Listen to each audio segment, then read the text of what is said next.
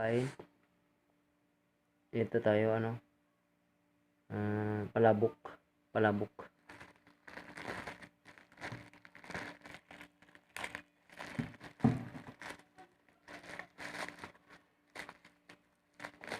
May Yakult tayo, Yakult.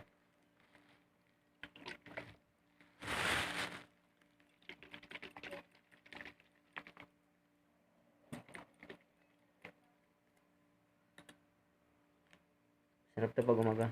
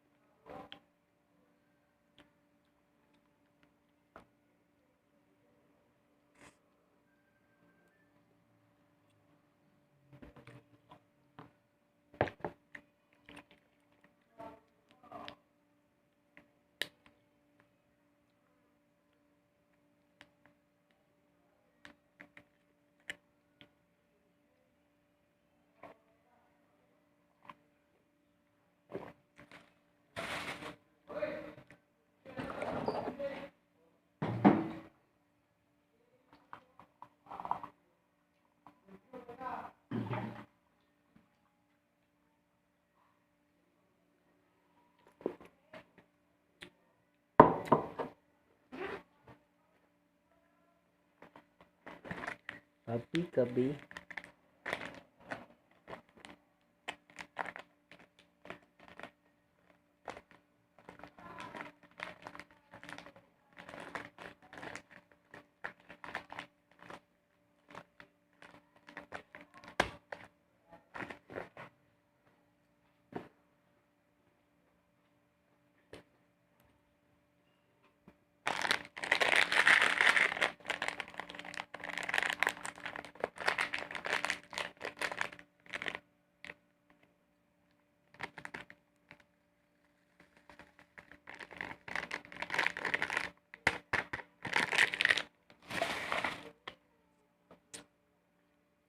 Sarap ng kain, anak ah.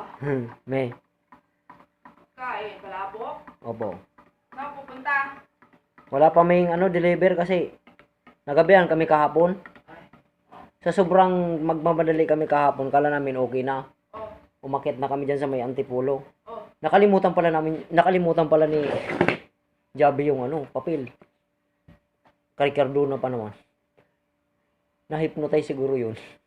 First time kasi niya mangyari yun eh. Hindi naman niya nawawala ng ganyan. Uy! Nawala o naiwan doon? Balikan natin. Pati yung adjustment nandun. Binalikan niya? Oh, binalikan namin ko. Sige, wag ka na muna balikan natin. Nakuha niya? Nakuha naman namin. Mabait naman yung may-ari. Di L3 ka ngayon? Punta ka sa Regalado na. Regalado. Sige po, may. Mamaya sabihan ko sila. Sabihan mo si kasi kahapon pa yun dapat. Kasi nung pa yun eh. Alas 10, may. Okay lang. Ko pa diniar yun eh. Coding kasi, may. Ha? Coding. Alas 10. Alas 10? Opo. Basta makapunta. Makakapunta naman ako, may. Sabihin ko na lang sa kanila mamaya. Kasi i-prepare nyo na mamaya para pagdating ng alas 10, larga ka na. Opo. Kasi nung 14 pa yun anak eh. I-deliver ko mamaya. Actually, 30 niya in-order. Re-receive, dinate ko lang ng kasi re-receive ko ng 13 pero dinate ko ng 14. Hindi pa napunta. Puntahan ko, sabihan ko si Busing mamaya. Okay. Prepare nyo na Para ako na mamaya na. basta Pagdating ng ha? larga ka Matumba na. yung Natumba yung table nila, oh. Tumba. Hindi ko alam kung bakit siguro nagiba na yan tuluyan. Kagabi. Kagabi siguro yan. Mais pa ba yan kahapon? Mais pa yan kahapon? Lah. Ba't Teka, natumba? ano na yan eh.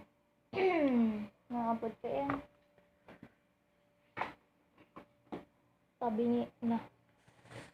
Sigurado to. Pasok na ako ng...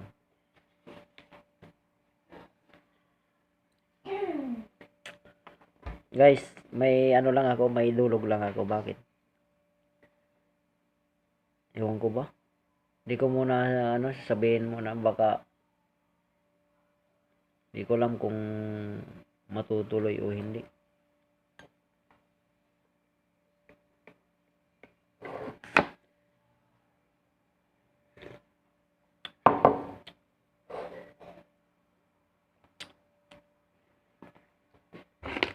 Magla-live stream na siguro. Magla-live stream siguro ako kada araw-araw. Kaya lang may quota kasi yun eh. Ini-invite nila ako na ipasok sa agency. Co-founder ko. Bagay pag makakuta ako doon, sa gabi lang naman, wala naman ako ginagawa sa gabi.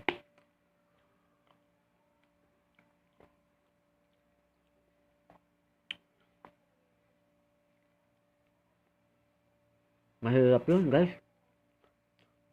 Hindi ko alam kung magkano yung kuta sa isang para kumita ka dyan. At least magsasahod.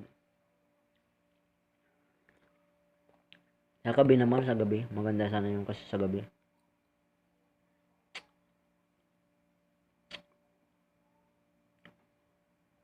Tingnan ko kung anong sasabihin ni mami. Basta hindi ko alam eh. Wala akong idea.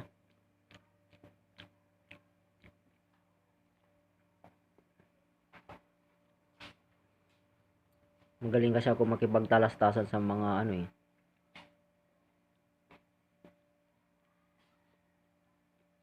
sa mga tao siguro. Napili nila ako.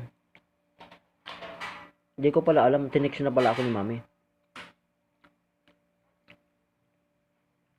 Papasok daw ako niya sa agency para may extrang kita ako. Yun talaga, pagka kumuta ako, sigurado na yun.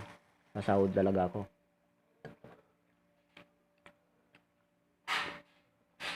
Diyan kasi sa ginagawa namin, mga guys, alam nyo, kailangan namin mag-ipon ng beans. Kaya nga di ako tumatapon basta ng beans, kahit piso, di ako nagtatapon-tapon. Kasi yung beans na yun, piso na yun eh. Isang beans yung piso na yung katumbas nun. Kasi pag naipalit yan, tingnan mo yung diamond ko lang. Ilan lang yung diamond ko.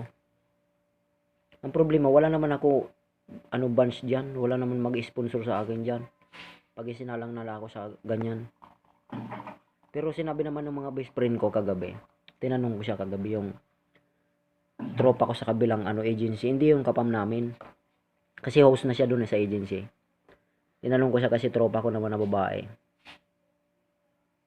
Sabi ko, be, pagka kumuta ka ba, ilan ba yung kutahan dito pagka pumasok ka sa agency? Kasi sabi ko, yung co-founder namin, pinapasok ako. May kuta kasi lang, guys. Hindi ka naman basta-basta uunyan ko. Dapat magaling ka dyan. Yun nga lang, ang palabang ko talaga dyan. Alam nyo naman ako, kumakanta rin ako, kaya pwede rin ako. Ngayon, ang gagawin ko, i-discover ko lang yung pagkakanta ko na yun kasi nag-streaming ako. Nasa agency ako. Unti-unti naman siguro, madidiscover ko yung kanta ko. Hindi naman siguro masama yun kasi araw-araw naman ako nagpa-practice. Nasasanay ko na yung sarili ko kumanta. Siguro napusuan ako ng napusuan ako nung founder namin. Kaya pala sinasama ako sa mga laban.